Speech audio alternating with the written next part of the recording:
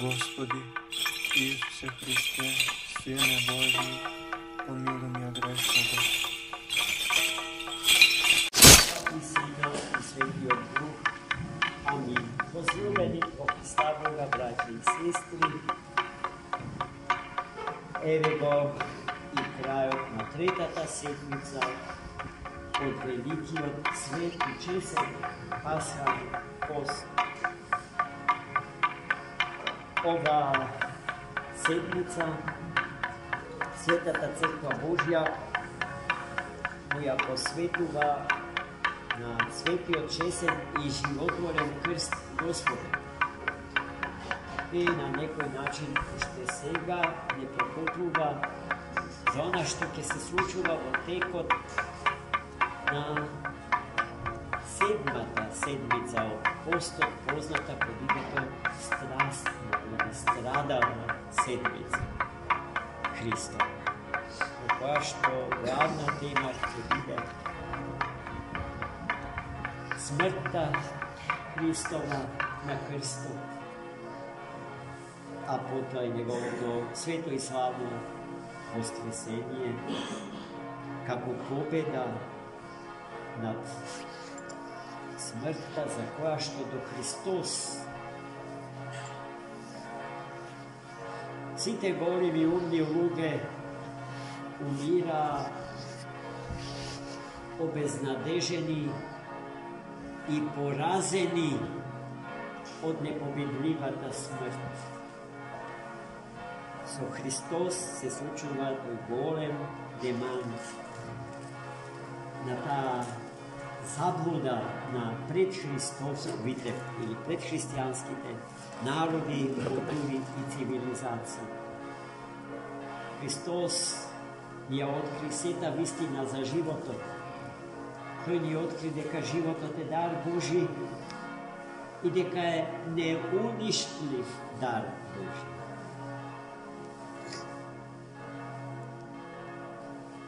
И сето тоа Христос ни го кажа на крстот, браќи и сестри, кој што до него исто така беше срамно казнено средство.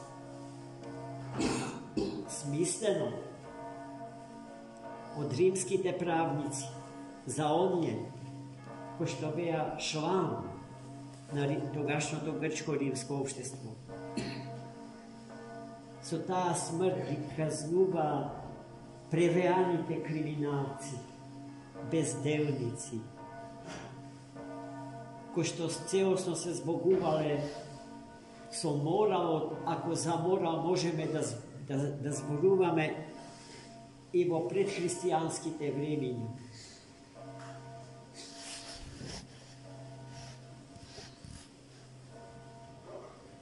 И така, најмили мои, крстот од најсрамно казнено средство Христос го преобрази во средство победничко. Со крстот и на крстот Христос ја извојува победата над сите победи и не дарува со радоста над сите радости, со живот вечен. И токму затоа велам, третата седмица од постот Светата Црква Божја му ја посветува на светиот чесен и животворен крст Господен.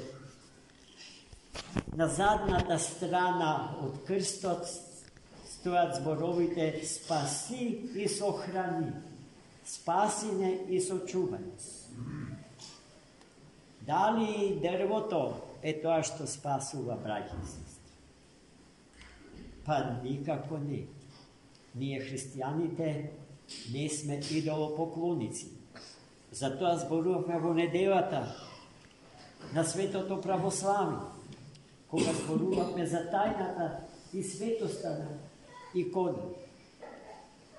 Тогаш, што е тоа што победува со крстот? Тој кој што висеше на крстот, тој кој што го даде животот за живот на светот. Тој е тој што и сега со своите божествени енергии го проникнува честниот и животворен крст. кој што е икона на оној крст врз кого што беше закован Христос. И затоа ние без честниот и жртвен крст не можеме и не сакаме да го живееме нашиот живот во секој ден од времето на нашиот живот. Со него стануваме, со него си легнуваме, со него ги почнуваме сите добри дела во нашиот живот и со него ги завршуваме. Темата за крстот е исклучително голема. Но ние имаме, браќи и сестри, ја имаме таа радост за честниот и жртвен крст да зборуваме во присуство на самиот оригинал. Имено нашето чудесно струшко семејство Ѓоргон било трудолюбиво, активно во верата Христова, патувало до Ерусалим. Само тие кои што отишле тогаш таму знаат како стигнале, а и верата, силата на верата и љубовта кон Христа, распнатиот и воскреснатиот, ги однесла таму. И потоа Христос за нивниот труд ги дарувал со честичка од крстот на кој што тој самиот бил распнат. И ние денеска имавме можност, како и во секој празник, што црквата му го посветува на честниот крст, да го целиваме правејќи молитвени поклони. Ти ми ти Кипроски нисис. И денеска истото го направивме. И аз чувствувам потреба во името на сите вас да му заблагодарам на нашиот брат Илија, кој што секогаш во празникот на честниот крст ни го донесува најскапиот дар што неговото семејство може да го има, а и ние, стружани, и сите околу Струга, бидејќи Ѓоргоновци се наши стружани. Се што е струшко е нивно и се што е ѓоргоновско е струшко. Наше, заедничко. Браќи и сестри, во овие дни Македонија помина низ огин, низ невидено страдание. Се случија прескапи жртви, за кои што јас лично сметам дека се премногу ефтино дадени и непотребно дадени. Да жалиме, има зошто да жалиме.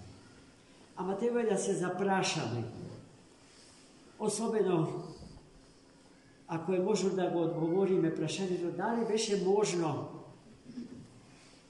тие прескапи, огромни, крвни жртви Македонија да ги одбегне. Јас мислам дека одговорот е секогаш потврден. Да, можевме да ги одбегнеме. Но за тоа беше потребна нашата верност кон Христа Господа и нашата послушност кон Светата православна црква, бидејќи жртвите не знам кому се дадени, ако се случија во Великата Четириесетница. Во деновите кога треба во пост и во молитва да го живееме нашиот живот. А што значи тоа? Можно ли е да постиме сострадувајќи со Христа распнатиот, така што се забавуваме во нокните клубови, во кафулињата? Секаде каде што името Господње, за жал, е целосно заборавено и отфрлено. Ако постевме сите, како што црквата бара од нас да постиме, и ако се молевме, кочани, немаше да се случи, браќи и сестри. Да извлечеме поук, да му се вратиме на Христа и Светата Црква Божја, ама вистински да му се вратиме. Не со празни, стерилни, безплодни пароли, за кои што не стоиме, не застануваме со целиот наш живот. Се ова што го кажам, не го кажувам за да ги минимизирам жртвите на тие наши деца. Ако земиме големината на нашата татковина и бројноста на нашиот народ, станува збор за мала држава и за малечок народ. А тоа што е со префикс мало, доживеа и преживеа големи, преголеми жртви. Преголеми. Тие жртви не знам дали би можел да ги поднесе и најголемиот народ меѓу народите на планетава. Но многу е важно прашањето, дали можевме да ги одбегнеме тие жртви? Да, браќи и сестри, можевме. Ама вакви какви што сме, се плашам, дека не само што нема да бегаме од тие опасности, туку и понатака ќе продолжиме да се влетуваме во истина. Само затоа што сомнежот во Бога и Светата Црква не изедува, браќи и сестри. Не изедува. Меѓу постраданите, меѓу умрените, јас знам, имам лични пријатели и познанства. Се тоа прекраси, неповторливи, оригинални личности, од Бога дадени, да му видат украс на овој свет. Ама за жал, верата на тие мои драги пријатели не беше на височините од постот и молитвата што Светата Црква Божја денеска и до Светата Пасха Господња ги бара од нас. Повикот на внимание и на послушност кон Бога е повик што трае во секој месец од литургиската година. Во секој месец и во секој ден од календарската година, браќи и сестри. Нема ден за кој што можеме да кажеме, сега можам да постапувам како што ми се сака, можам да зборувам како што ми се сака, можам да чувствувам со срцето како што ми се сака, можам да мислам со главата своја, со умот свој како што ми се сака, да гледам со очите мои како што ми се сака, да слушам со ушите мои како што ми се сака, да ги употребам рацете и нозете мои како што ми се сака. Таков ден не постои. Бидејќи духовниот пост, браќи и сестри, не престанува и на прв ден вели. И тогаш духовно постои. Значи, во секој ден од нашиот живот постиме, браќи. Ќе се научиме ли еднаш, за секогаш, да си го слушаме нашиот пресладок Христос и неговата пречиста мајка, Царицата Небесна, Богородица. Нашите свети, покровители на нашите христијански домови. Сме ги избрале за покровители, зашто во тој ден сме ја познале вистината Христова, браќи и сестри. Ајде да ја бидеме доследни со целиот наш живот. И најпосле, најмили мои, сакам да ве известам, да ви кажаме на убава вест. Следната недела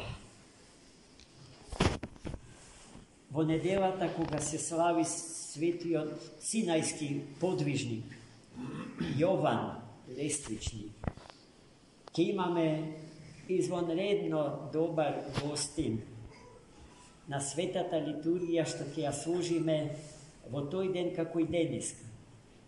Наш гостин ќе биде познатиот епископ на Славонската и Пакрачката епархија во Република Хрватска, под канонска юрисдикција на Српската православна црква. Владиката Јован Чулибар, извонредно умен, образован епископ, кој што е еден од најдобрите познавачи на современата рок-н-рол музика и воопшто култура што произлегува од тој стил на музицирање. Некогаш и самиот идолопоклоник на истата таа музика, а сега најдобар нејзин познавач, поради што многу наши деца наоѓаат спасение, која ќе загинат во лавиринтите на истата во разговор со спомнатиот владик. Исто така, владика Јован, рековме архиереј на Славонската епархија. Во неа се наоѓа Јасеновац, браќи и сестри. Најголемиот град и стратиште на православни животи. Стотици илјади убиени православни животи се во Јасеновец. Овој наш владика живее таму, секојдневно богослужи и принесува молитви за спасение не само на жртвите, туку и на оние кои што жртвите ги предизвика. Како се викаат тие? Жртва и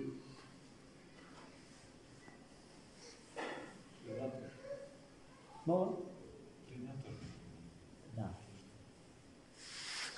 Јас сум малку изискан, простете. А и тука ќе имаме навистина еден извонреден владика, кој што ќе служи со нас сите. Сакам да ве повикам да дојдете да присуствувате на таа света литургија. Се разбира, таа литургија не ќе можеше да се случи без знаење и без благослов на поглаварот на нашата помисна православна црква. Неговото блаженство, архиепископот Охридски и македонски господин Стефан.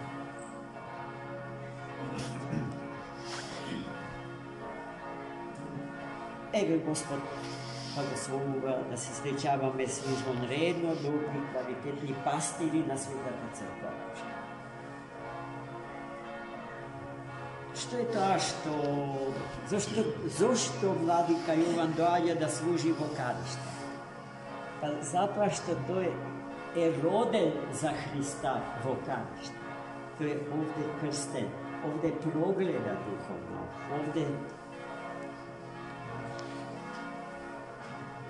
овде стана православен христијанин. Тој што крстен што е Христос, ама оние кои што на Христа му прислужуваат беа отец Владимир, мојот роден татко, отец Петре, покоен на Јаваница. Заедно со владиката Јован во водите на овој најубав природен купел на светот беше крстена и мојата попада. Заедно со владиката. Па гледајте сега еве кој ни доаѓа во гости. Всушност, тој овде и не се чувствува како гости. Тој си доаѓа на своето, кај своето. i nije tak, kako ga prečekamo. Со mnogo љубов и со радост, со чувствена радост небесна. Амин. Господи Исусе Христе, Сине Божи, помилуй меня грешного.